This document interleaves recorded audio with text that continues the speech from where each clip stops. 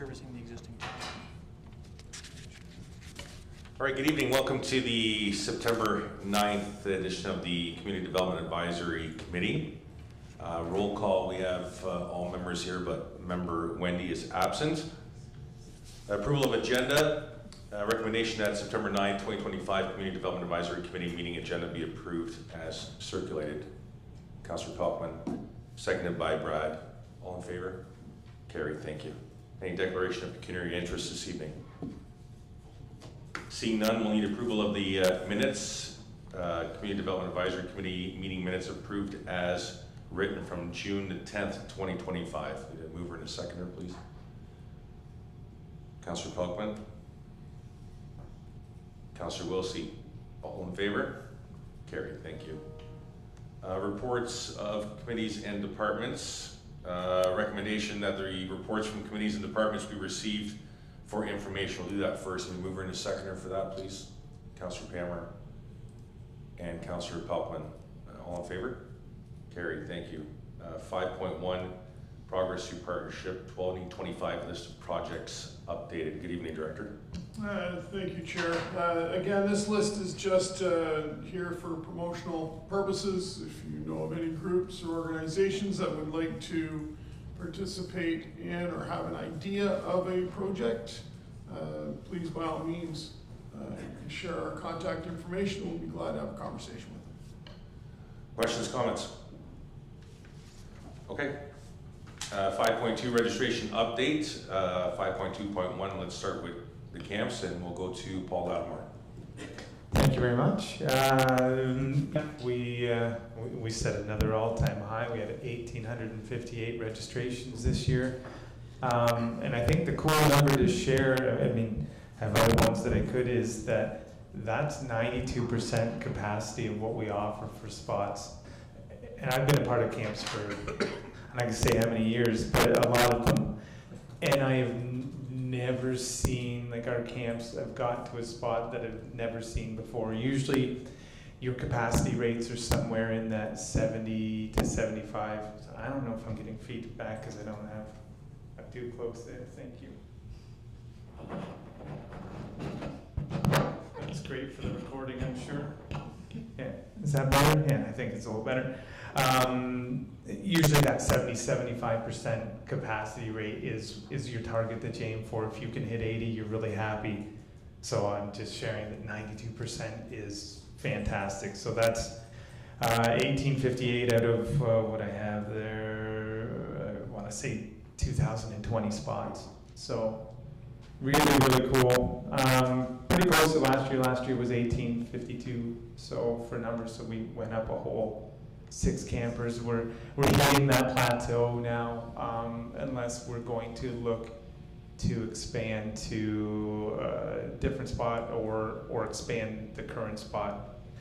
If we're looking to expand, I think the current spot is our best because it is the location of the pool.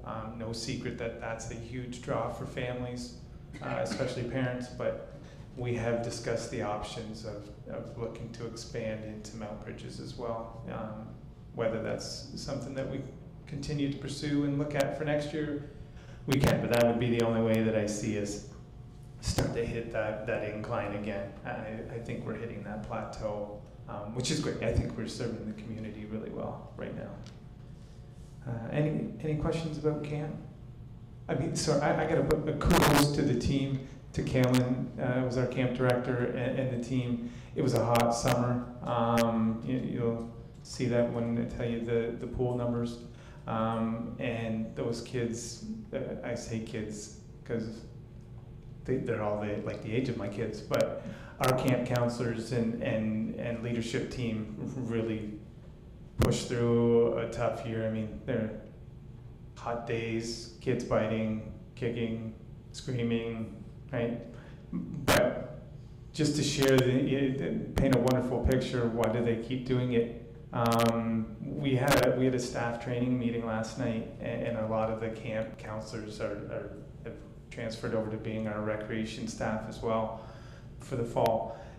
And they were just sitting there talking about their favorite campers and their favorite moments and their favorite things, and some of them talk, yeah, I saw so-and-so at the store and they came over and gave me a big hug. That's the thing that keeps bringing them back, and that job satisfaction. So it's wonderful that we're able to give that opportunity, and that the community and especially our campers engage our staff the way they do. So huge kudos to that team. Questions, comments? Sure. Just a quick question. So you offered junior chef this round for the summer camps, and so splitting that up, moving it from the West Middlesex out to the Gemini and utilizing the high school facility and stuff like that, did that free up any other different space for you, like being able to utilize running the camp, like when you're looking for space, for numbers, for kids? And did you only offer junior chef 1 week out of all of that? Because you could do more. Just saying. I don't know that we could do more. Like we battle with, you know, how much can we saturate our camps with the same thing and it hold its luster. I'm not exactly sure. We didn't move junior chefs. We've done it at the high school for the last few years, so that hasn't changed location-wise. So you haven't run it though in the summer program. You have run it before, because I've never seen it listed before. Okay, so maybe I missed it, because I always tried to hook up on the fall one, which would be like a Thursday night in the fall and stuff. So this was the first time my kids got to experience, which absolutely loved it. They were blown away with Chef Mark and everything else that they went through and did. It was amazing. He worked really, really well with them. And then I've talked to so many other parents that didn't realize that they could have put their kid in that one, but then by the time they figured it out, it was full. So, Surprise. yeah.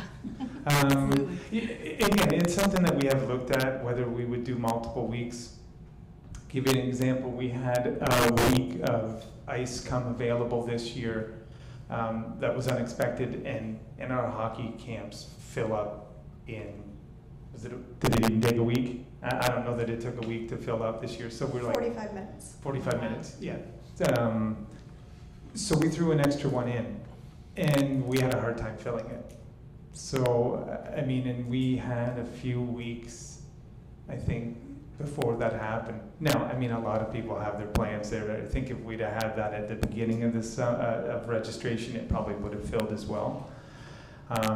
And if more families knew that Easton Cowan was going to come out to camp, they probably would have signed up. But it's a juggling act that we play, whether we can do a couple weeks of chefs, and it's a budget one for our camps as well. It's not the easiest one on the budget, so we have to balance that one too. So, but good feedback. I appreciate it. It's something we can certainly consider whether we can do more. Paul, has your team had a chance yet to break down the numbers as far as geographical origin for your campers, like Ward 1, Ward 2, outside the municipality or anything like that yet? No. Okay. Any other questions or comments? Okay, move on to swimming lessons. We'll stay with Paul. Yeah, another great year there too as well. And again, we'll echo the same thing. The team, Morgan and her team, did a great job. We've had a younger team the last couple of years, so they're really coming along. And we had our highest numbers since I've been here. So we had 830 lessons, which I want to say is, I think it was about 35, 38 more than we've had before. So really good. We sold that out at an 88.5% capacity of those programs as well. Again, same sort of baseline of 70 to 75 is really a target that you aim for and you're happy with, and we're hitting almost 90% there too. So awesome. Our swim team was 91% full as well, and actually the rec team that we implemented last year was the one that filled up. So we had 30 kids for that. So it's showing that desire to have an opportunity to be on a team, but maybe not necessarily be on that competitive side of things, and hopefully that's something that we can continue to foster and grow. Questions, swimming lessons, Councillor Kaufman? Just that rec swim team, so did they participate in meets, or? They participated in our home meets, so they didn't travel to the other pools, but they participated in our own. And so everything that the competitive teams would do on site, they got that same sort of opportunity, but they didn't travel. Any other questions? Steve? What hang-ups did you run into in this summer? Did you run into any obstacles that that you Steve, could, can we just have you tilt the mic down just a hair? that you could have corrected next year, or it's something that we should be aware of that maybe we could help you out with? Or your numbers are great, but again, if you run into problems and maybe they can be corrected, you could let us know. Volunteers, Kate's saying, volunteers are something that we always could eat, but it's a difficult one too, making sure that we get the right ones. Swimming is kind of a specified thing that doesn't take just general volunteers. I don't know, we had hoppers, do we want hoppers? So the challenges that we're going to be facing in the near future is going to be more from a structure perspective, from a building related. For the pool, as an example, we need to repaint the basin, the pool basin. We're talking probably $125,000 to $150,000 to do that job, because we've already painted it once. It happens about every 5 to 6, maybe 7 years where we need to paint it. This time around, the suggestion's been that we may want to consider sandblasting down to the raw concrete and then recoat to get a better adhesion. So those are some of the hiccups that we're going to have in the future. We've got mechanical equipment, water heaters that are going to need to be replaced in the near future, and so on. So as we go through, the building's going to age, and it's part of the life of that facility, and any facility, to be honest with you. We did have some fence jumpers this year who have caused some damage to the slide, not structural damage, but cosmetic damage, where they took dish soap and poured it down the slide, and it stained the slide.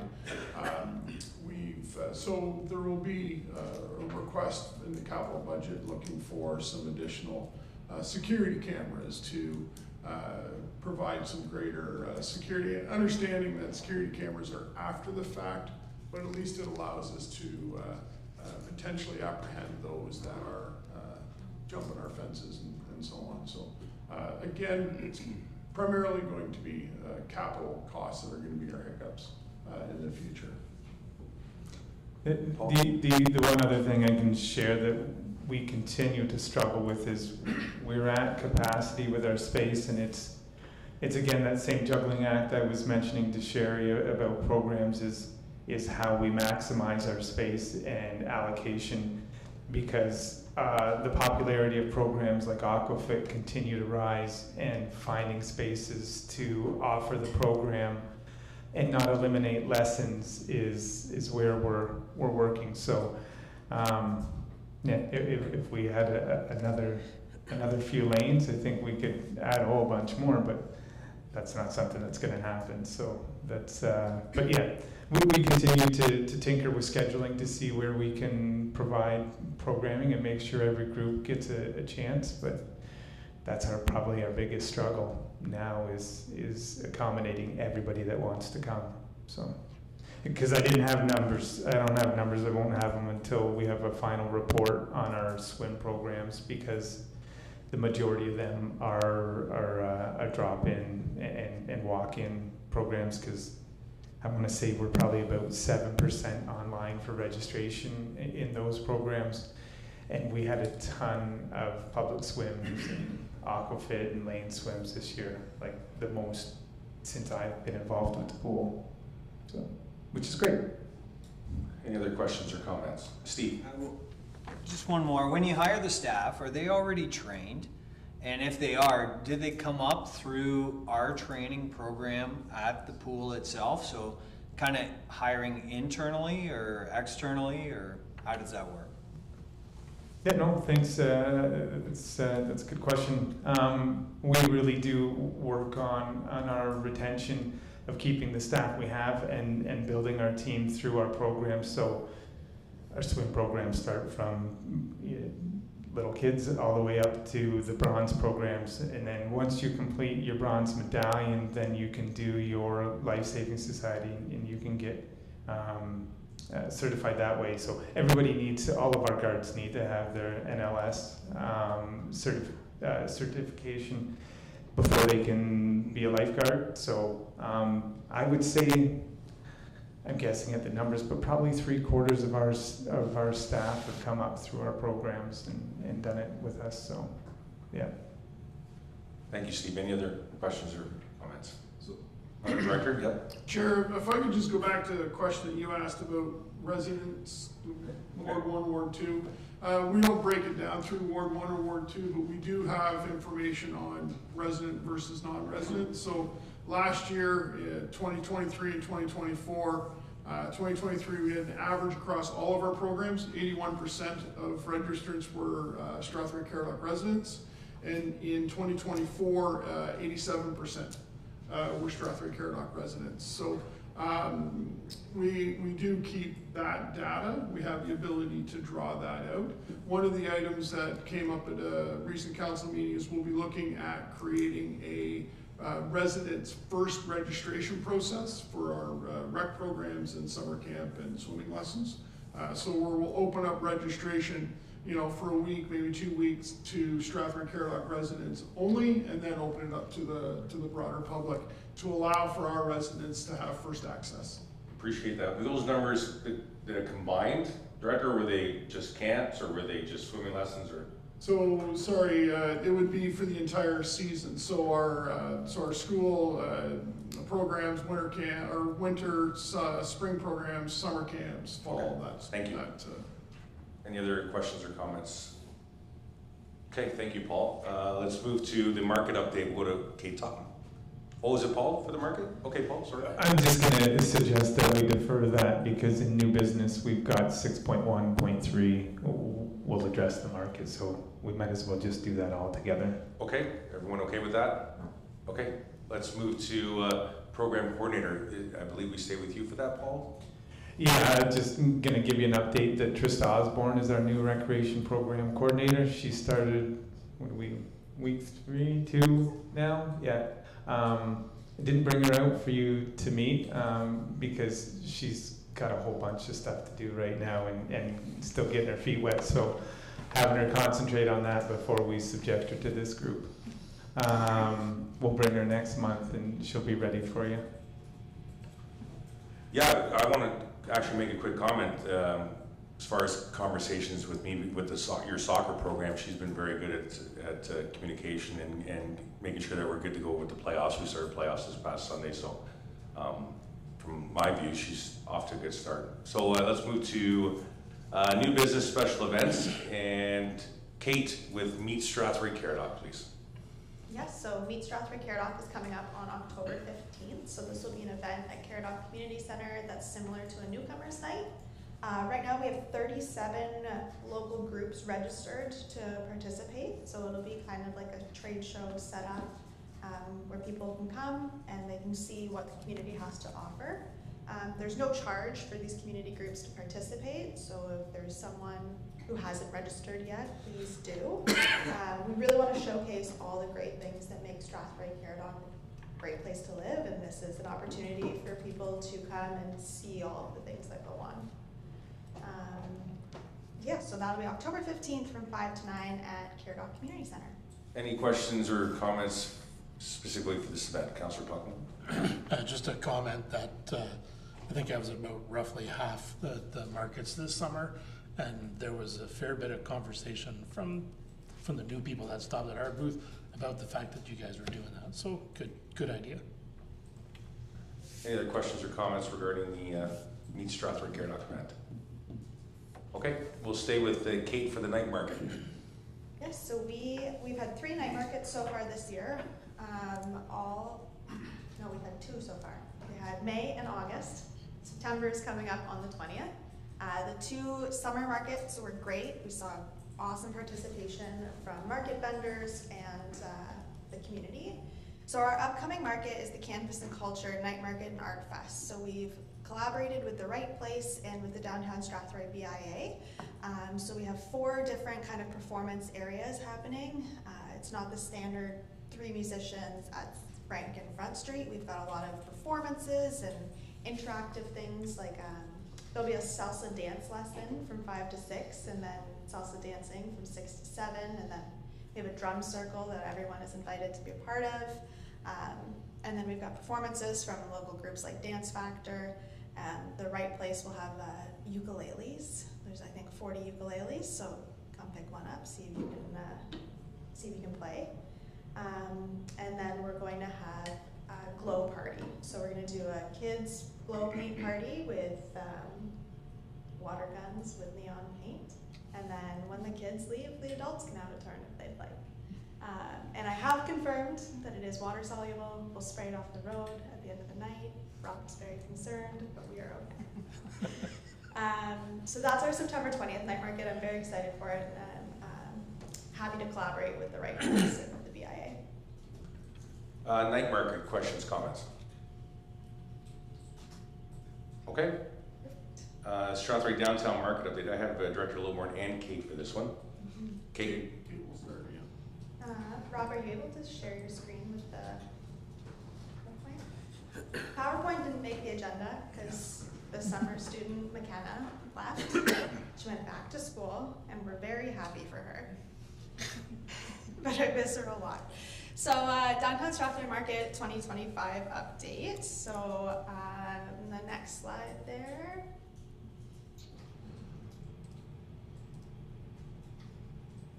We had an overall vendor booth number of 804, so that is up this year from, I believe it was 796. So we average about 41 per week with 24 seasonal vendors at the end of the season. And our highest week was 56 vendors, and our lowest week was 35. Next slide. So quick look at the rates. In seasonal vendor rates are down $2,963.33 from 2024, but we knew that. This has kind of been going on all season, and every update that we are down in seasonal vendors. In occasional vendors, we had 251 paying for occasional spaces, so we are down $2,773.65 there, but the night market has a different rate this year. So we're not actually down in occasional vendors. It just changed from 2024 how we record them. And our night vendor rate was a total of $6,593.26. So we have an overall revenue of $17,904.54. Was that a question? Yeah, is there a question or comments? Oh, we'll start with Councillor Wilson. Just quickly, we haven't gone through, is there another slide with costs showing us what the overall profit of the market is, or not in this? So I don't have overall costs including the night market, but I can pull up what we've paid in entertainment, because that's really our only cost when it comes to the market. There's a dedicated staff member too, isn't there? There is. So there's McKenna, or the summer student, and that I don't believe has been allocated to the market for 2025. Rob can correct me if I'm wrong. Right? I'm just pulling up the budget as we talk right now. So in entertainment, we've spent $4,719, so 47% of the budget. Overall, currently, we're sitting at 27% of the total special events budget. So we don't apply, we haven't applied specifically the hours that go to the market from the summer student, because the summer student's job is split over more than just one activity, so it's not just the summer market they do, so we haven't allocated that out in the budget. If we were to look at the part-time wages, we're $27,000 is what was budgeted. I don't have an actual cost for that at this point in time. But if you were to, say $20,000 was to go to the market, because I'm going to say 2/3 of their time was probably at the market, so you'd probably be close. So there will be a loss. I'm anticipating a loss of about $20,000 on the operation of the market when you factor in staff's wages. I think I think it was Councillor Palmer. I think if it pleases the committee, let's run through the presentation first and field questions following. Is that okay with everyone? Okay, Kate. So overall rates, we are up $857.28 from 2024. There was that severe decline in the number of paid seasonal vendors, and the increase in night market rate did not deter registrations. So the next slide is the market makeup. So we have it broken out into a couple different sections. So the highest number of registrations was home decor and crafts, and that was matched with food products, including bakeries, pierogies, pizza, candies, hot sauces, things like that, but it does not include produce. Our lowest registration was in florals and fruits and veggies. Florals was intentionally kept low because we don't want to oversaturate the market in that sense when we have two members of the BIA who are florists. We have Green Bee and Elman's Garden. And fruits and veggies was a problem that we knew we had from the beginning. We're hoping that there will be a shift next year that we'll get more of those fruit and veggie people back, because if you have a market that is entirely that, there's no way everybody's selling out every week, so maybe some of those will come back to Strathroy in 2026. We had 18 vendors this year from the BIA, but this was the group that had the highest number of no-shows and created the most gaps in the market layout. So that the BIA members do not pay for their spaces. They get free registration, but it definitely has caused some issues in the market layout. The last slide is just kind of an overview. We did 14 morning markets and 2 night markets in the general season. We had 0 rain dates this year. One day did close down at 11 a.m. when a pretty severe thunderstorm rolled through. Our summer student would do an hourly count where she would walk through, and then we would average out the numbers. So the average was about 475 people per week. The May night market was approximately 3,500, and the August night market was approximately 3,800. And that isn't an exact science. We walk through with clickers and we try and count as many people as we can as we're walking, but people are coming in and people are leaving at the same time. Our Facebook, our Meta following went up.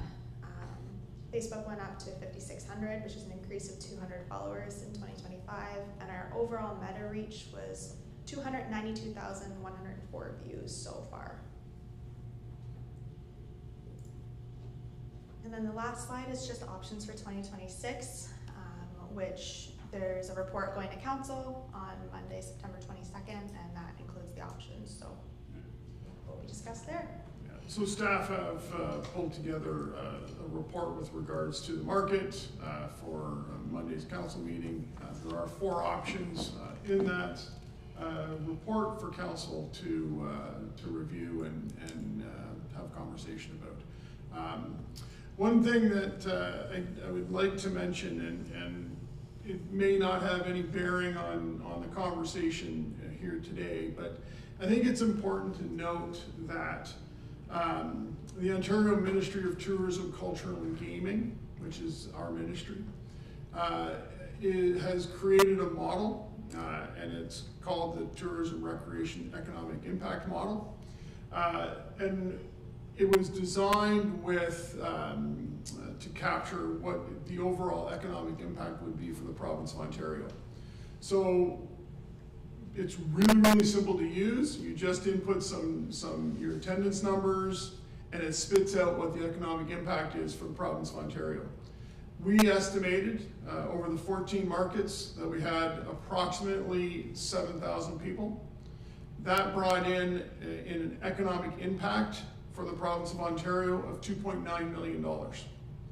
So although the market itself may see a loss with regards to taxation, so the market's not paying for itself here, it does have other economic spin-offs. Now, I can't sit here and say, you know, what's the validity of the numbers. I have to trust what the ministry has created. It was created with stakeholders in mind and so on. So this isn't just something that they pulled together. There was some research that went into it. But I thought it would be fair to share that there is an impact that does come from the events, not just the market, but all of the events and activities that the municipality puts on. So. Thanks for the presentation, Kate. Any questions or comments regarding the downtown market? Councillor Pelton. Yeah, first I'll expand maybe on Rob's comments. So I know I spoke to numerous people who came from out of town because they were looking at our website or just looking for something to do, and they had caught on one of the stores in the BIA area and decided to come on Saturday morning so they could do the market in the store. There was one lady who, you know, they have those companies that will put together a driving tour for you, and Hamilton's Bakery was on the driving tour, and so she was kind of excited. The market was a surprise, and then asked me where I would recommend her to have lunch. So there definitely is an outside impact on it. Certainly the loss of the food vendors, especially early in the market season, was talked about. People were very disappointed that they came down and couldn't find anything. So I would maybe suggest that for our online portion, as you're trying to attract food vendors, that we heavily push those food vendors on our social media so that people know that they're there. Because I have a feeling that this year's impact may have an impact on next year if we can't manage to secure any produce vendors. So that I think that's the most important part. It was on the last weekend, the food truck that had the Indian food set up some tables and chairs, and so I wondered if maybe serving breakfast on the street might be something to attract people down early, because that first hour between 9 and 10 is really quiet, and then it gets a lot better. But if maybe we were able to provide a cheap family breakfast, whether that's the Lions Club or somebody, because I don't think any of the restaurants downtown except for Tim Hortons really offer a breakfast fare. So we're not really competing with anybody, and might add to the population. And whoever the I don't even know what to call them, but they did a thing with the kids by the bouncy castle. Pop-ups. Yeah, it was fantastic.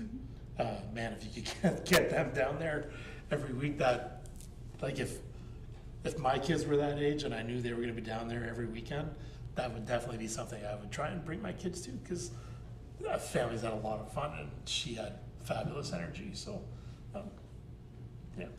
Thank you. Anyone else? Jay. So I'm just curious about our entertainment roster for the market. As you know, I live very close and I hear every band, okay?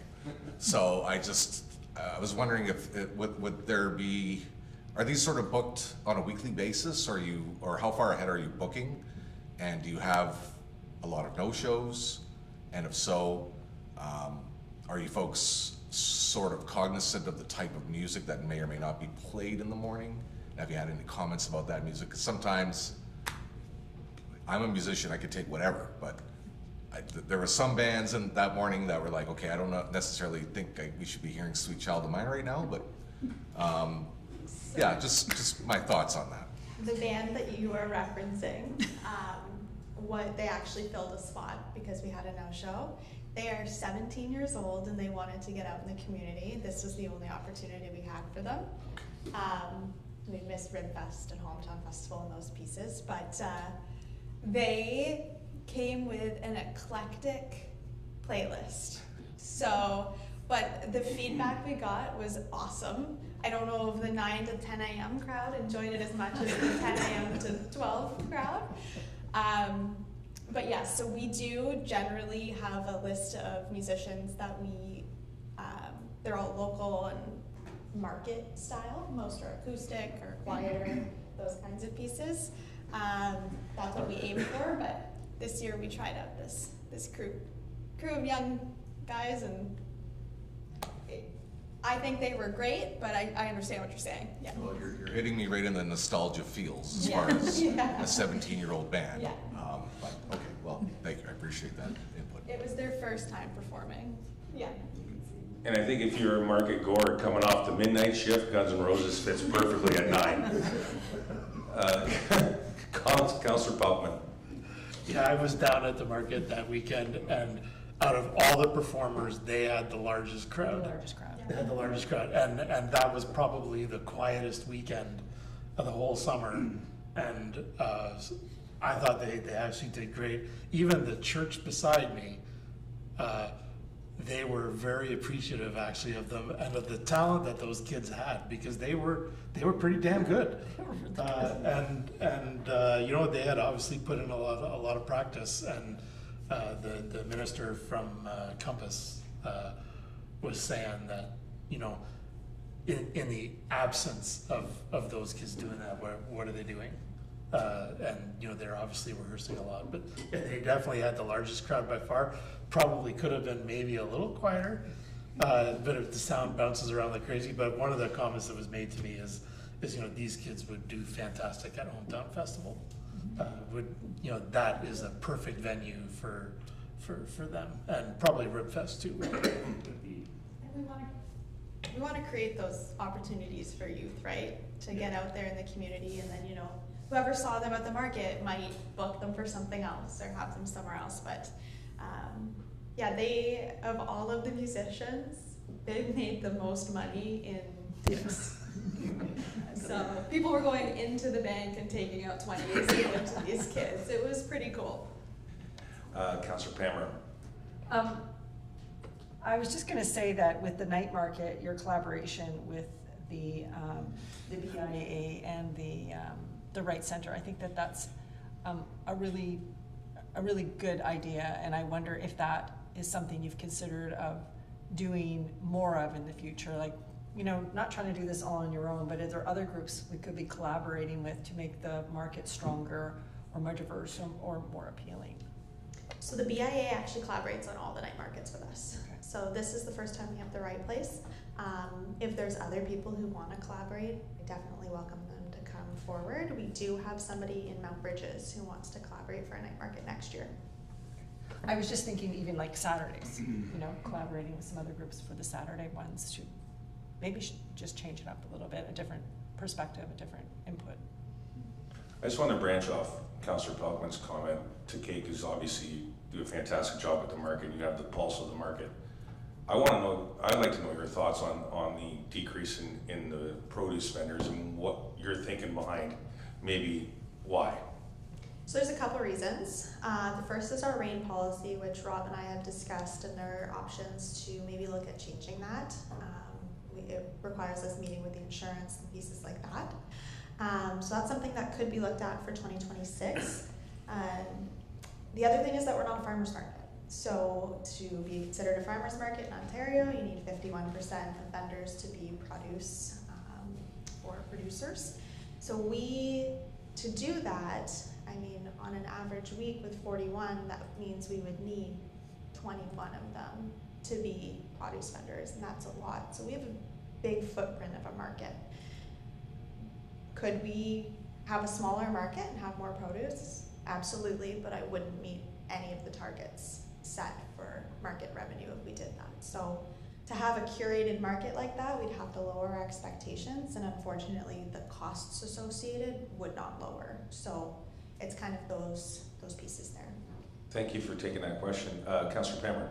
Yeah, just to follow up on that, why did we have such a drastic decrease in produce this year? So we actually only decreased, we used to have 3 full-time produce vendors, and all 3 of them left this year. So one was due, he had a medical situation and couldn't come back to the market this year. One was due to the rain policy. They were pretty aggressive with the staff last year about the rain policy and refused to come back.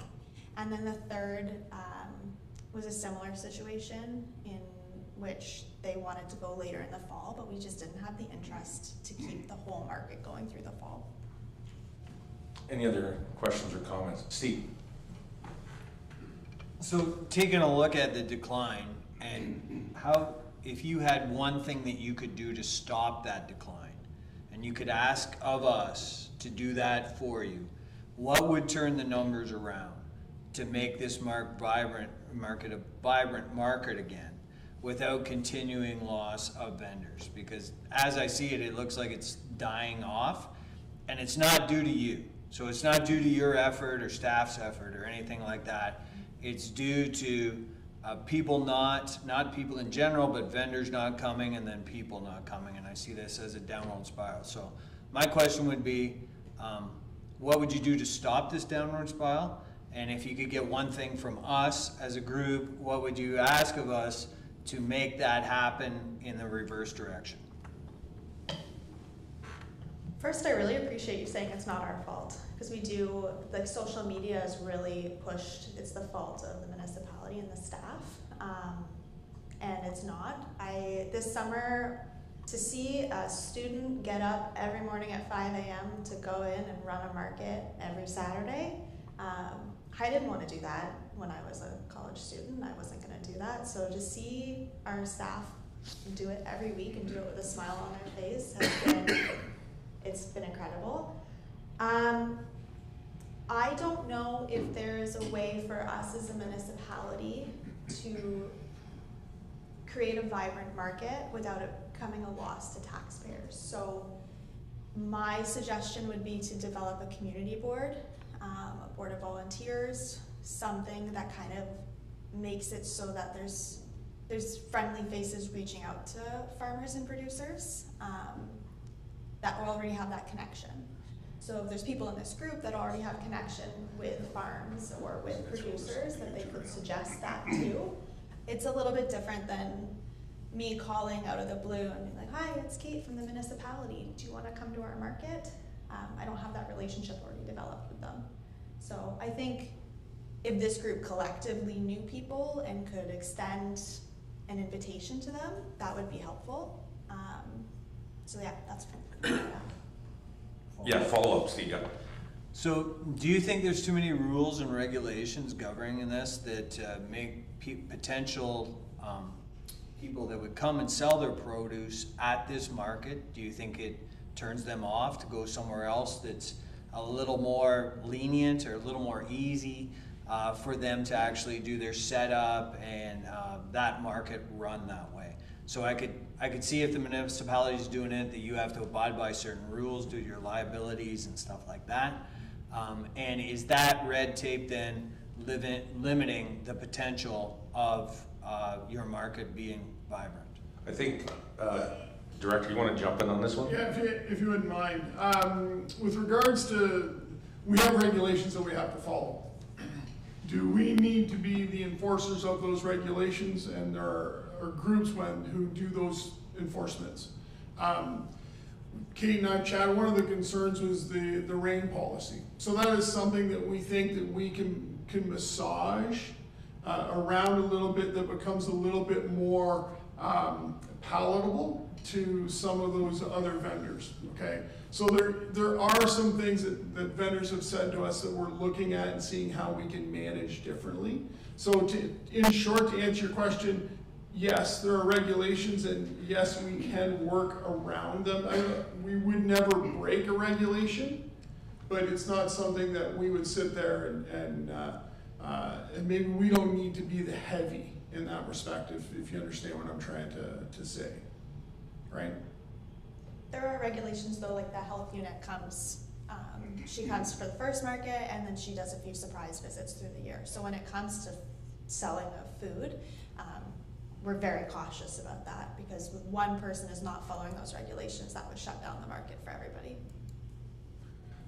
I will stem off your comment because the staff, your team and staff have done a fantastic job, but I did hear your comment about maybe a community group. So correct me if I'm wrong, but I think didn't the municipality take over a few years ago from a community group because the community group either didn't want to run the market or something was going on there. So am I safe to assume that's based on maybe a different demographic of a community group, staff believe that could work again? So, in short, yes. So if we back the bus up prior to the pandemic, there was a staff and community group that were operating the market. The municipality really was more of a resource, opening and close roads, bringing down the rec staff for jump and bounces, the help with some of the registration process, and so on. We, as staff, weren't necessarily managing the market. So we weren't walking up and down and putting people in booth spaces and so on. That was all done by this committee. The pandemic hit. We had many of our volunteers at that time in that committee decided to step away from the market.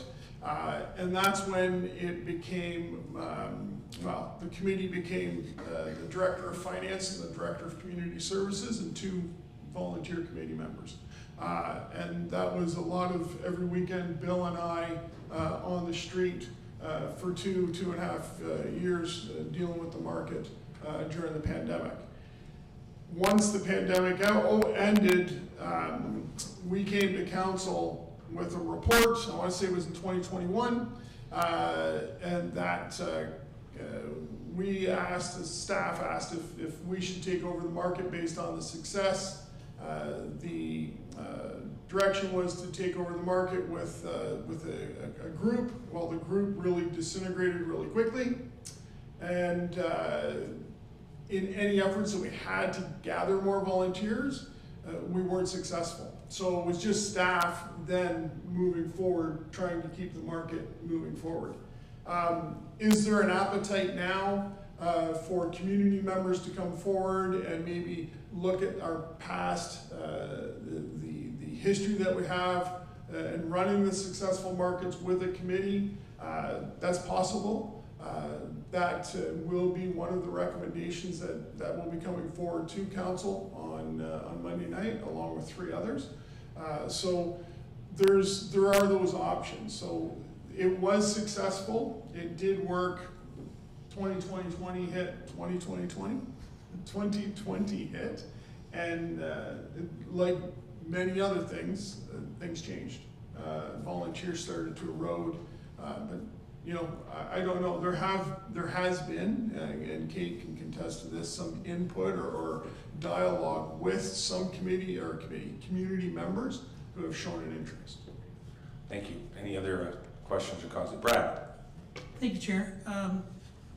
First off, my best handling with the gal that you had for the market, she was very good. I had 2 or 3 chances sitting both up there. She was very helpful, she come back around, how you doing? She's very, very good. But I wondered also, how much is there too much competition out there? Or do you find that there's other places, like, Kamoka's got one now, I think Lurton has one. Is there more markets that are really cutting into our game or not? I'm not really sure. I know the vendors that have left our market have gone to generally just one market, the Kamoka market. So I'm not sure if it's an oversaturation on date. There has been a lot of suggestions about trying a different day. That's come in from the public. We did do a survey. We sent out a survey to 360 market vendors.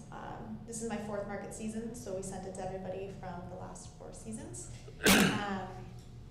And of that, we only got, I think, 40 responses. So I don't have a lot of information to go off of.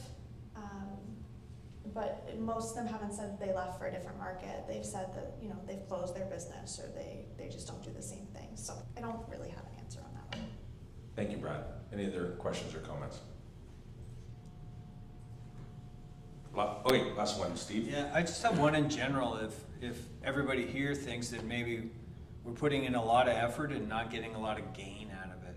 So you're spending a lot of time doing that, and you're putting in a lot of effort from the municipality, and then the gain that we're getting out of it maybe isn't worth all the effort that we're going through here. So maybe to me, it's like, if it does bring in, you know, people to see Strathroy, and we could somewhat measure that, then maybe we could look at the gain. Rob gave that example from the provincial website to show exactly what it does. That number to me seemed quite high, right? It seemed like maybe that's from other tourist areas and not just a local area. But to me, it seems like we're getting to the point that we have to make a decision whether this is something we want to go through with in the municipality, or do we want to kind of look at a different venue to put our time and effort and money into? Before Councillor Pelkman, a quick comment on that comment, Director. Thank you, Steve. That's exactly why our report's going to council on Monday night, is to get some direction on how council would like us to proceed with the market. Because it is a lot of work, but there are a lot of benefits to offering the market. You know, I agree with you that the $2.9 million of economic impact based on that model that the province has put forward, that's not necessarily Strathroy-Caradoc impact. That's the province of Ontario's impact. So that can go back all the way back to the fertilizer, the person who sells the fertilizer to the farmer, or to the person who buys or sells the tractor, or the trinket that's made somewhere else, right? It's Ontario-wide. It's just not a local impact, okay? But that's exactly why we're taking the report to council, is to get some direction with regards to that. All right, we'll wrap up the topic with Councillor Pelkman.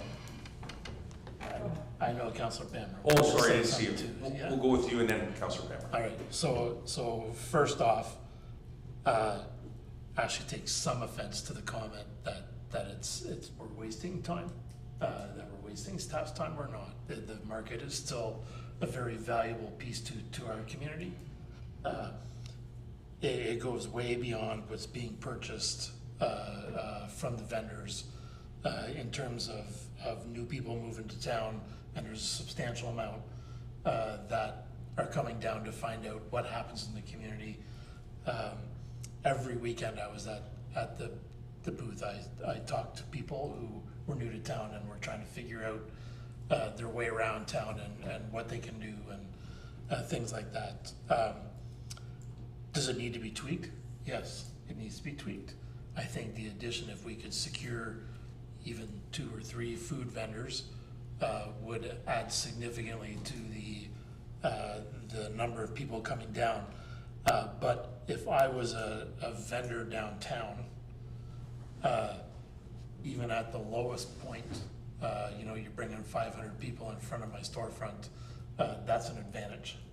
And for you know, the vendors, the stores still have half the day to operate and have parking in front of their stores for those regular customers that come, but these are potential new customers that you can chase after. So that's my thoughts. Thank you, Councillor Pammer.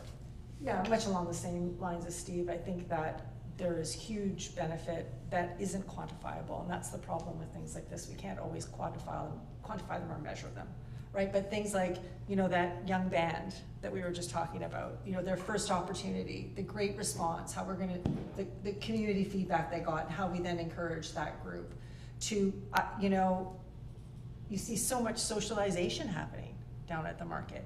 People, old people, young people, people with their kids, it just builds community. And I don't know how you put a price tag on community building.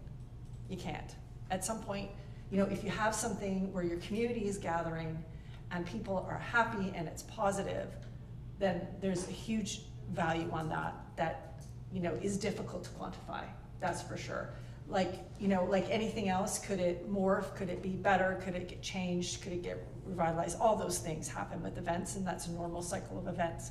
And I don't think that it's, you know, any finger pointing at anyone, that's just a cycle of events. But my only question was, with the recommendations coming to council, was there consultation done with the BIA?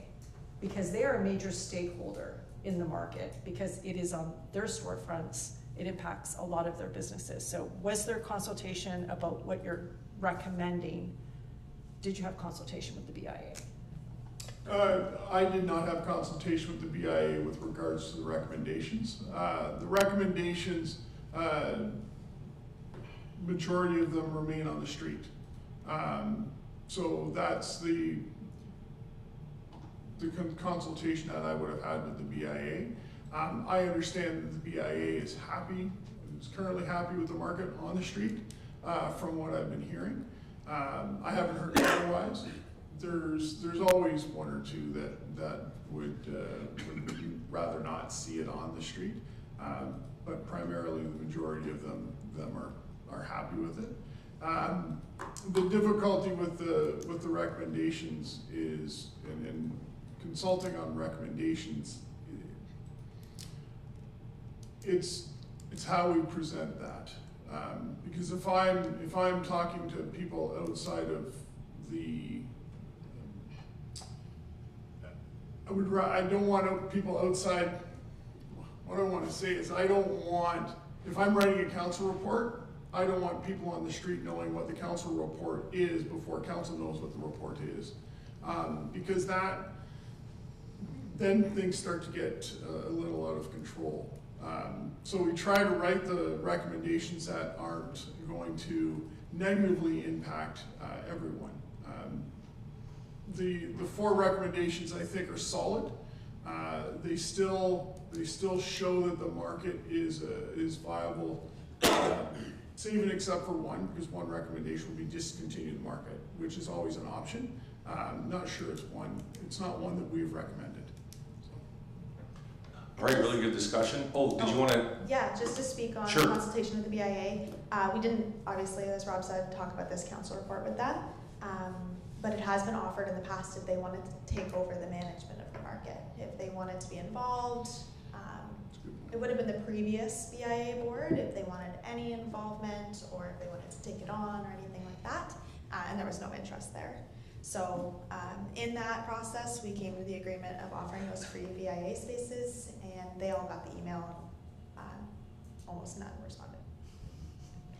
Really good discussion. The market goes to council for our viewers at home September 22nd. Is that right, Director? I think that's the next meeting. Correct. Councilor Rosen? September 15th. September 15th. Thank you very much. September 15th for our viewers at home. Kate, well done to you and your team and town staff for sure. All right, let's move on to 6.2, Seniors Pilot Project. Director, is that you? Or is it Paul? Sorry. Hi, Paul. Hi. We just want to give a quick update that we hope to have a draft proposal to council for the first meeting in October. Just briefly let you know that the project is meant to be a community-wide project, but based off of our focus groups that we did in February, the main item that they wanted was a dedicated space for seniors. Right now, our initial proposed space looks to be Caradoc Community Center, but we are exploring other options that would include Strathroy as well. I think the other thing we want to note too is that this pilot project would be an addition of programs. It wouldn't be removing any of the ones we currently offer or relocating them. So we have a bevy of programs that we offer at West Middlesex. Right now those would continue. Yeah, right now the plan is to continue to run those as is. So. Thank you. Questions, comments? Jagger? Has there been any consideration about use of the senior center on Frank Street? That's certainly something that comes up in discussions. Again, that would be direction from council, whether that's a way that we want to go or not. Any other questions or comments? Okay, thank you, Paul.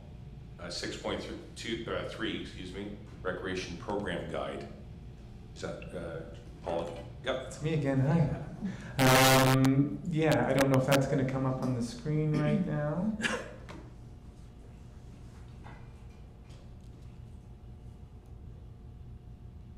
What we've tried to, there we go. Can we make that larger? I don't know how everybody's eyesight is. I can't, luckily I've got it in front of me, so.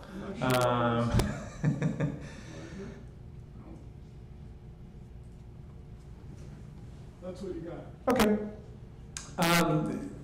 We're moving in the direction of a rec guide like this. We want to make sure that we're promoting ourselves as best as we can. So, working with Rachel in the communications department, you see this is our draft of what we're looking at with a table of contents to show the majority of things that we offer. As we continue to roll through here, you'll see the registering online option, a little map to show you the locations that we offer. Again, continuing with the times, QR codes are an easy way for people to access online on their personal devices. And then you see that we roll into our sport programs. A lot of those, that's a mix, I think, both of kids and adult programs. Then you'll see some seniors programs as we roll through. Are we on the same page, or I think I might be a little ahead of you. Sorry. There we go. And then you see some more youth programs highlighting our junior trades programs and our visual arts that we're going. And then we wrap it up with upcoming events. So I think what we're really looking is for a little bit of feedback from this group. If this is something that you think we're on the right track, this is something that gives you the information as a resident, possible user that you would access and gives you what you need. Is there something else that you think we should be adding to this? Chris? Director? One of the things that came out of those focus groups was about communication and people wanting still to be able to pick up information. So what you've seen through your package is just a readable version of what's going to end up being made. It's going to be a booklet, and then it will follow through as Paul described. It gives us that tangible, that stuff. We keep getting, wish you had a Spectrum, like the City of London used to do their Spectrum programs and so on. So this is our start to that. If this works out well and we can get to a spot where, maybe we start selling advertising in these booklets and so on. So you never know, but we got to start somewhere. So the first kick at the cat, it's great having a new communications coordinator who has the skill set to do this stuff for us and is part of their primary job. As Paul said, looking for some feedback with regards to what's in front of you. Jagger? This all looks good. I think my suggestion would be about the font. The upcoming events meet Strathroy. Should probably be more block font because it'd be easier to read for seniors. People, I don't know the size of the document, but I just feel like you use font like this, it kind of looks like writing. People might not be able to comprehend that correctly. So just a consideration as far as like making something readable for seniors and maybe new residents, that sort of thing. Thank you. Councillor Peltman? Yeah, I love the layout of it and how it was pretty easy to navigate. My only suggestion would be from what I heard is that there would be a senior specific one and then a community one. That would be two different documents to me. Just seeing as I work with So in seniors. essence, two different booklets? Yeah, and I recognize that senior one's probably gonna be pretty small, but there's gonna be duplicate, right? Like, so the special events one, for instance, could be a page of it still, And then whatever activities, you can go into maybe a little more detail for those. But the seniors themselves, because they clearly want to be recognized as a group on their own, I think that would go a long way to placating them. Thank you. Any other director? Just to follow up on that, would creating a separate one for seniors, but do you think it would be appropriate to keep the seniors in this one as well? Yes. I'm just going to throw an extra comment into that as well, is that that may very well be a part of that seniors pilot project, having something specific for that group as well. But yeah, I wouldn't want to take them out of this guide. We want this to be a general rec guide that's for the entire community. So I think I appreciate that feedback. Definitely want to keep the seniors in this one as well, though. Does staff have, I don't know if you have an answer, does staff have an idea on timeline as far as when this would be ready each year, like first quarter, or January or February? Because if it was early in the year and you could really expand on your events for the year on a section of the booklet, I just don't know what the timeline of publication would be, you know what I mean? So you'll see that this one is specifically for the fall programs, so fall 2025. We would do one for each season. Okay. So we'd have a winter, a spring, and a summer as well. I think Rob was somewhat alluding to whether this will, again, this is our first kick at the can here, whether this will evolve into something a little bigger, which may become a booklet. We've seen some communities that will have a booklet that kind of uses recreation programs as a base, but it includes all of the services that they provide as well, and information about the entire municipality. So you could maybe see something that's biannual or something that's annual that is a larger version, and then possibly continue with these smaller ones going out. The sky is the limit for us, Chris. We'll do anything that'll work. Yeah. Thank you. We want to start here, though. Yeah, thanks for taking that question. Councillor Puckman. Just curious about what distribution is going to look like. Director or Paul, or which one? Yeah, I think Rob has a good idea of what he'd like to do with this. Again, we haven't really looked at distribution yet. We want to get a product and make sure that we're on the right track with this, and then once we see how that looks, I think then it'll probably establish what our distribution looks like. Again, I think there's a demographic that prefers the pickup, the tangible items. So certainly this is focused in the direction of seniors to have something to offer. So I see this distribution being something that maybe we're putting out to those different locations in the community. And then we'd certainly have it at our front desk and have it in the different areas. I don't know if you've noticed, but we've added some pop-up cork boards, the cases, what do you call them? Display cases at our different locations. This is something that we definitely can display there as well. You see, we've got one at Caradoc Community Center now. We've got one at the Aquatic Park. Scouts building. So we got them all over the community, and that's one place that we can put it, and then again digitally it can go wherever it wants. Thank you, Councillor. Yeah, I don't see us putting it as a mailer out to residents at this point. At least that has not been budgeted for to do something like that. Again, this is the first, as we keep saying, it's the first kick at the can.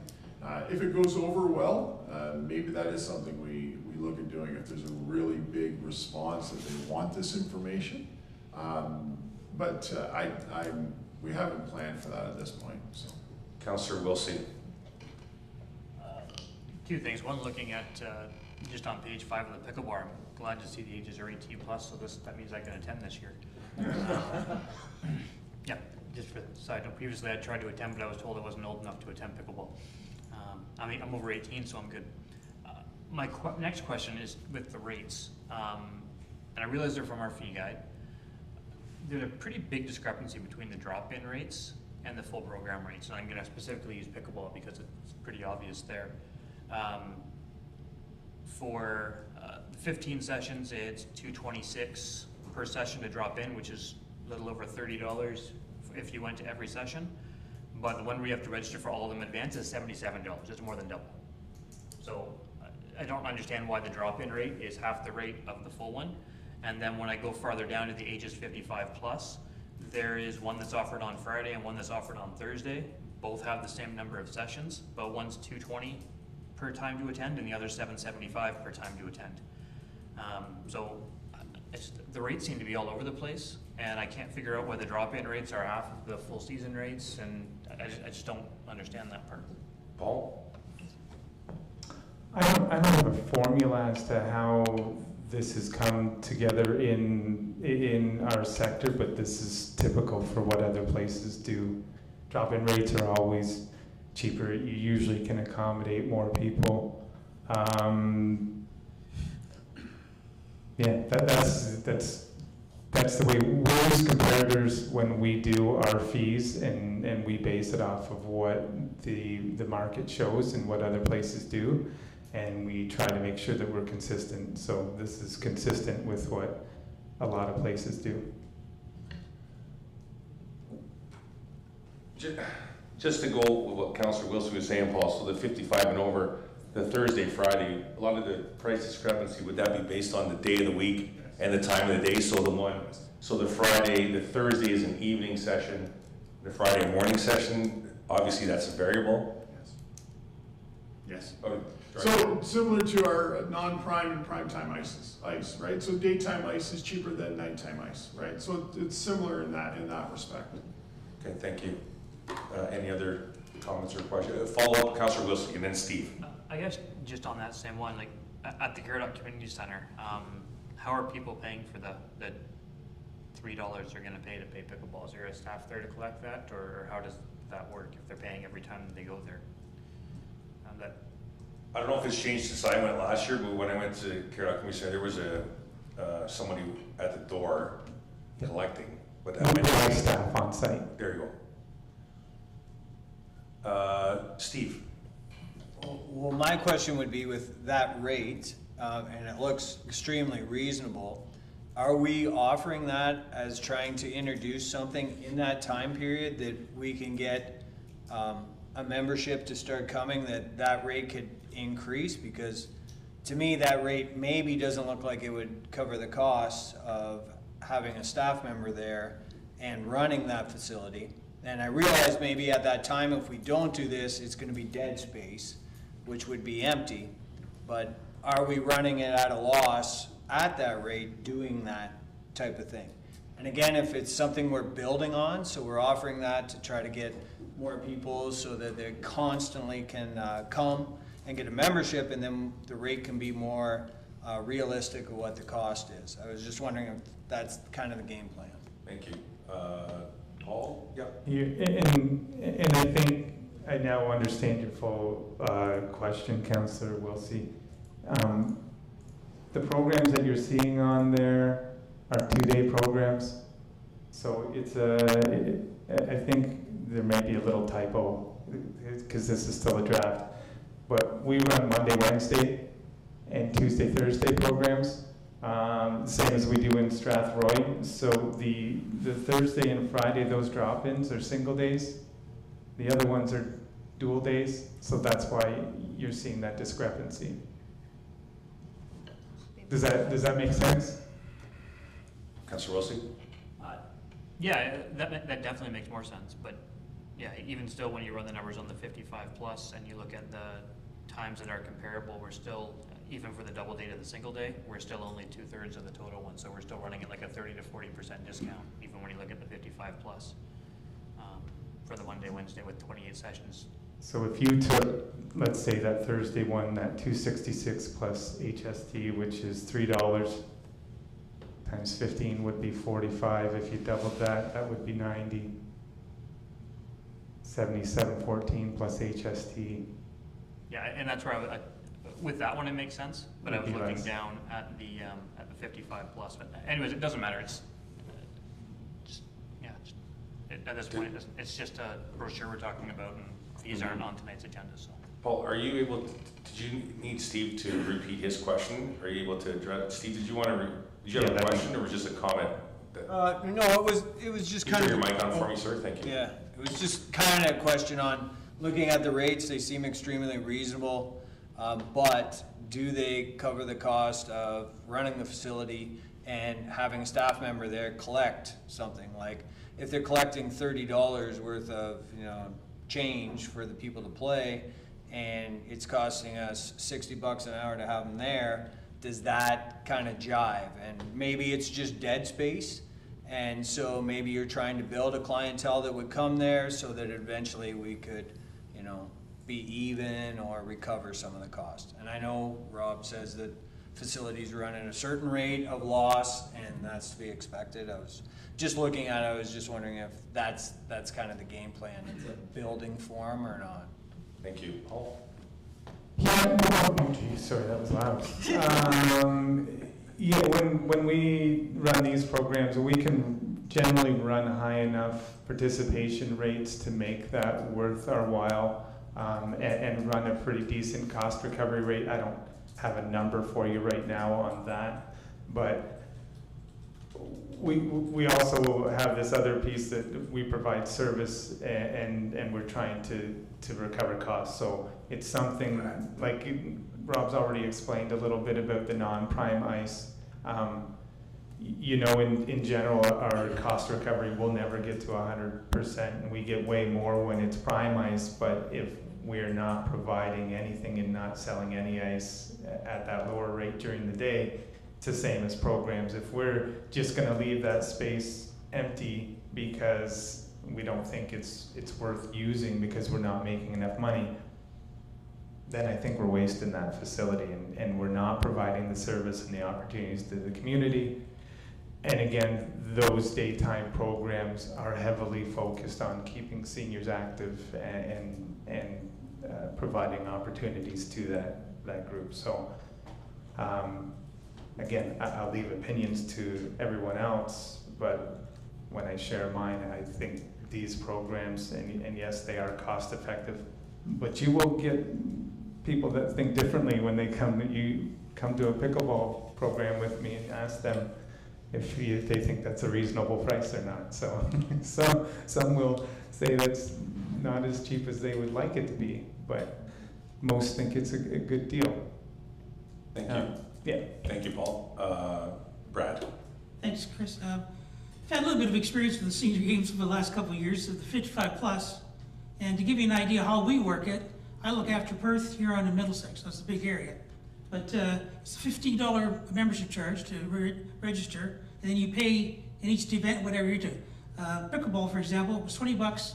We had a tournament back in the early summer, $20 a player, and that included 4 games and your lunch. And then we got some money out of that. Not a lot, but we broke better than even. Cornhole, which is another big one sticking up. I just ran a tournament up in Port Franks. It was 80 people playing cornhole. And it was, I think, $10 plus lunch. You had to buy your lunch. But and we're making money basically, not a lot, but a little bit. But it was $50 registration for the term. Thank you, Brad. Any other comments, questions? Okay. Thank you, Paul. 2025 community events applications. Do we have any more feedback? I think we kind of got off track a little bit, I think, on in the fees. Do any more feedback on the guide? Like it, love it, hate it? Just I'll go back to distribution again. I do love the guide. I like the way it looks and I like the way it reads. There are clusters of seniors all around this community, and just whatever, what did you call them, the display boards or whatever, if we would approach some of those private facilities to be able to put something there, like Trillium or Twin Homes or the J-Lo and all those properties, so. Yeah, good comment. Any other comments on the guide or recommendations? Okay, good, Paul. Thank you. 6.4, 2026 community events applications. Is that you, Director? Sure. Okay. We don't, again, it's just about the deadline is coming up. It's October 31st. For those folks who are watching who wanted to submit an application, the application is online on our website. I know Kate has been in touch with all of the previous year's recipients, asking for their final reports, as well as reminding them if they're looking for funding again to get their applications in before October 31st. Councillor Pumpkin. Yeah, also for the public, if you're thinking about running an event, don't be afraid to contact the town hall, and they'll be happy to assist you, and nobody should be spooked by the process. I will be running sessions again through October to go over people's CEP applications. Okay, thank you. 6.5, ice allocation utilization changes for 2026. I just want to bring this up here at this level now. We will be just bringing an information report to council, just letting them know that over the past number of years, our summer ice tends to get busier and busier and busier. And historically, what we have done is we've typically taken the ice out of Gemini, and then we've left West Middlesex in for till middle of May, end of May. With the amount of ice requests that we're getting, we've now been keeping a pad in at Gemini and taking one pad out and leaving a pad at West Middlesex. So now I'm operating, well, not me, staff are operating two ice surfaces in two separate buildings, utilizing two different refrigeration plants, two different sets of staff teams to operate these facilities when April, May, and June is our busiest time in the parks trying to get things opened up. So what we're looking to do is we're going to be shutting West Middlesex down at the beginning of April, and we will leave 2 sheets of ice in at Gemini. We're able to consolidate our staffing, so we're not using as many staff to operate 2 sheets of ice, because we can do the same with, let's just say 1 staff for 2 sheets of ice instead of 2 staff for 2 sheets of ice, right? And then we'll be able to put people out into the parks faster to get those opened up, soccer fields, ball diamonds, pools, and so on. We have already been in contact and have been working with the groups that have utilized the Gemini for dry events, such as the home show, as well as Community Cares, in regards to relocating their events to West Middlesex. So it's just an efficiency model that we're looking at to better utilize the resources that we have. So just want to make this committee aware, and as just an information report when we go into council with some more details. Steve. What does that do for the PMs at that facility, Rob? Does it kick it down the road, or are we looking at something major gonna happen because we're trying to utilize that thing 100% and there's no downtime, or? So we'll with regards to preventative maintenance, we'll have to do some better planning around when those capital works would have to occur. So if there's works where we have to have ice out, then we would have to look at maybe shutting down for a month and displacing some ice users, if that's the case. We don't have anything significant in the ice area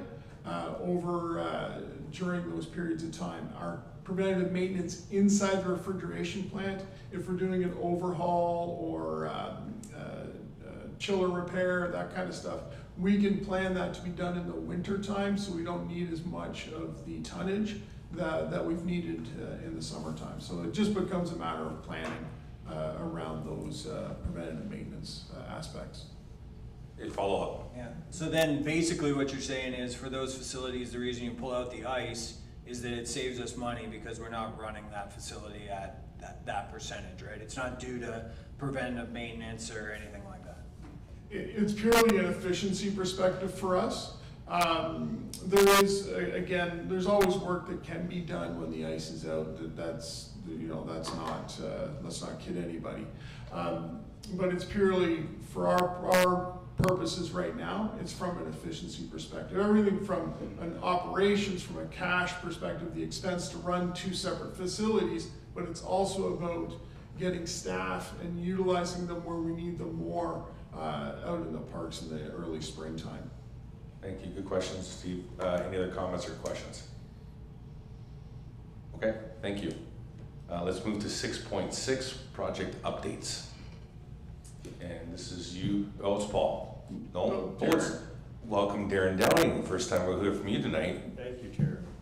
I just wanted to give some capital project updates to this group. I know there's a lot of questions in the community about, I see a backhoe here, I see some fencing going up here, there's some lights going up here, what's going on? So just wanted to shed a little light on some of the capital projects that we've been working on so far this year, and give you a little update on what we're looking at further into this year and next year. Sports field lighting, Welch, York VD1 and York Diamond were on the docket this year. VD1 is complete, York 1 is complete, and Welch, we are looking at the final hydro connection next week. We're waiting about 20 weeks on a disconnect to finish that project off due to our across the border shipping methods we have right now. So anyway, things are looking good. So not completed as anticipated when we wanted it, but it will be completed this year.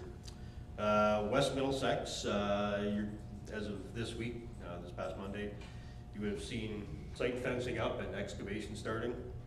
We're working on a front wall and front facade project at West Middlesex, tying in a bunch of rainwater leads, new stairs, new steps, handicap accessible components that have been missing for many years, and some over-needed maintenance there, shoring up the corner of the building. Woods Edge Playground, Mount Bridges, that's a project that's been on our capital books since 2022, Rob. So we just recently assumed the property. So now we're able to actually proceed with this playground. So starting in the next 3 weeks, I believe, as soon as the playground company gets caught up with all their work, we should be seeing some excavation start there and that project beginning. So we did some public consultation back late last year.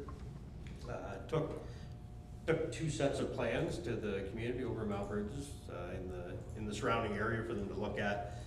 They had some good comments. We went back again, I believe it was in January, Rob, or February this year, with a revised draft plan that was more suitable for that neighborhood and for the residents that surround it. So really nice project. It's not a large park. It's a nice small parcel of property, but it should well suit that piece of the community. Campbellvale Park, in Campbellvale, there's a design that we've been looking at, and there's some requests for some space out there to be utilized. So we're just in the beginning stages of looking at that project. Campbellvale is that there's a wood lot out in Campbellville that has some drainage issues, and so we currently have funding from council to do some design work and site prep with regards to that piece of property. The challenge is that it is very wet and there is not a lot of slope for drainage. So we've got some design work that needs to be done on that. And we're hoping to get some costing with regards to what the resolution will be for in the next, hopefully before the end of the year on that project. Thanks, Rob. Next up, Caradoc Community Center HVAC replacement, well overdue and needed replacement there. Units installed and some new controls going into place. Hopefully once our technology catches up with what we're able to do, We'll have remote access to that facility so we can remote in and adjust our temperature controls and stuff like that to kind of try to tighten up that operating side of the budget too. So West Middlesex ERB, another replacement, another capital project this year on the books. Should be installed in the next few weeks. And Gemini heaters were installed earlier this year. That was a major stickler in the last year and a half or two when we were trying to fit into budget to replace these. So I can say that for the Jets fans and for Miter Hockey and Blue Water fans, they will have heat once again this year. It's good news. Any questions or comments for Aaron? I just want to say that the lighting at Yorkview looks great. Van Dyke 1 Stadium, ball diamonds look fantastic. And I wanted to thank you and your team on behalf of the soccer group for clearing some light sight lines on Van Dyke 1. It's really appreciated. I did have a question for you regarding the room, the old canteen building with the room for the controls for the lighting and all that. There were a couple of issues over the season. Are you looking at possible changes regarding processes and procedures regarding accessibility to that building or anything like that, Darren, at this point? Thanks, Chris. Yeah, we can look at a multitude of different things. There's internal controls that we can have installed in those systems so that the lights come on automatically, on and off. Nobody will have to access that space. The trouble with that is it takes the ability for the user to be able to turn those lights off maybe 4 or 5 minutes later than they typically would. You may end up into a situation where you have a game running late and you're in the dark. So there's a few pieces like that we need to work around. We can set schedules in the system. These are all cloud-based systems, so in automatic mode they're monitored by Musco Lighting, so they'll know if there's a module gone or a light out before we do. So there's some pieces. Again, limiting the access to that space is probably beneficial. I know what you're talking about. So. Okay, thanks for taking the question, Councillor Pugman. Yes, thank you. I saw that the robot lawnmower was cutting more than just the stadium soccer field. So how's that gone, and is there any plans to expand that? So that has just happened. We were working with the renovation with regards to the Jay's Care Foundation. So we had some hydro issues earlier in the summer. So that happened maybe 3 weeks ago, Darren? Yeah. Right, where we were able to get the hole cut in the fence. So it is now cutting the stadium field and all of the other soccer fields at Yorkview. It doesn't have the capacity to go and do more fields. It's pretty much set at its capacity because it can only run for 3-4 hours and it has to go recharge. Then goes out and runs for 3 or 4 hours and it has to recharge. And then we also it becomes a bit of a scheduling game because we've got sprinklers that want to come on. And we don't want mow the mower out there while the sprinklers are coming on, right? So it becomes a bit of a balancing challenge. He's been named, has he? Nah, I call him mow the mower. Mo's the name. Steve. I was biking down the Sydenham there by the soccer field, and I noticed that all the exercise equipment is either gone or deleted or destroyed, or what's the situation on that? Director. So that equipment, again, that'll be another report coming to council looking to remove all of that equipment due to the vandalism, the regular flooding that occurs in that area. The equipment is not sustainable in those locations. It worked for a number of years, and then just over the floods and the freeze and thaws and so on, the damage that's have occurred, it hasn't stood up very well. If we were to go and do fitness equipment again along a trail, I'd be looking at purchasing a different style of equipment. It wouldn't necessarily be the 4x4s that you saw. It'd be more along actual exercise equipment like gliders and hang bars and stuff. They've got a track at the Wellness Center in Kamoka where they have each fitness station. So that's something We have installed fitness trails, so you use benches. So Salisbury Park is one location where we have a trail that walks around the park, and there's like 3 or 4 benches, and each bench there's signs that can depict different type of fitness programs that you can do utilizing the benches. So, Thank you. Any other questions regarding Darren's report? Hey, thanks, Darren. Appreciate it. Inquiries or comments by members. We'll go around the shoe. We'll start with Brad. Nothing tonight, Chris, sorry. Thank you. Councillor Pammer. Nothing for me. Councillor Pupman. Nothing for me either. Kate. I just wanted to mention that we will be doing a flag raising at Town Hall on Friday, September 26th for National Day of Truth and Reconciliation, and then that will stay up until Wednesday, October 1st. So that will be on the 26th. Thank you, Kate. Paul. Just gonna throw another mention that recreation programs for the fall session are open. Anybody that wants to participate and join the program, get on there and register. Thank you, Paul. Darren. Just want to put the comment out about the splash pads. They're now closed for the season, so I know there was a blast out on social media for that. So anybody listening at home, splash pads are unfortunately closed for the year. Thank you, Darren. Steve. All good. Councillor Wilson. Nothing tonight. Thank you. Sherry.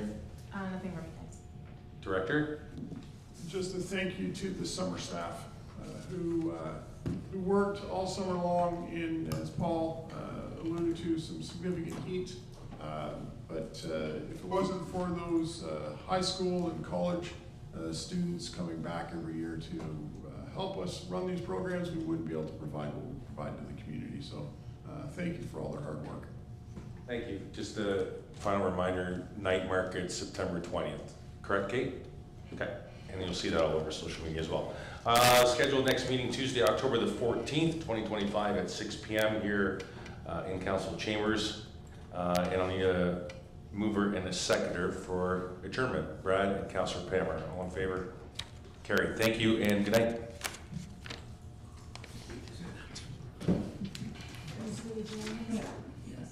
Tuesday.